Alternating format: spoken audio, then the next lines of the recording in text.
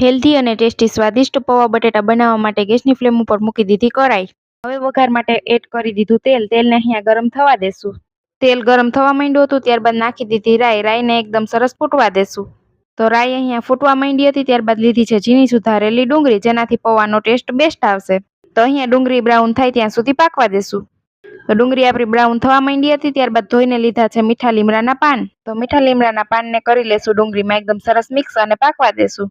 તો અહીંયા આપણી ડુંગળી બ્રાઉન થઈ ગઈ હતી અને લીમડાના પાન પર એકદમ સરસ પાકી ગયા હતા. ત્યારબાદ લઈ લીધી છે લસણની પેસ્ટ. તો હવે એડ કરી દઈશું લસણની પેસ્ટ.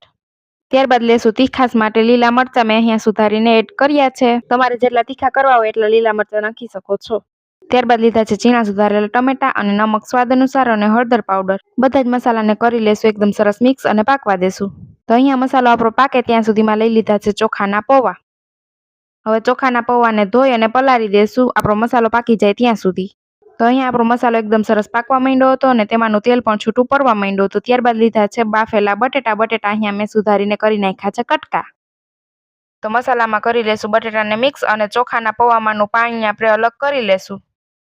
તો અહીંયા બધો જ મસાલો પાકી ગયો હતો. ત્યારબાદ ચોખાના પૌવા એકદમ સરસ પડી ગયા હતા. તેમાંનું પાણી આપણે અલગ કરીને કરી લીધું છે બધા જ મસાલામાં એકદમ સરસ મિક્સ.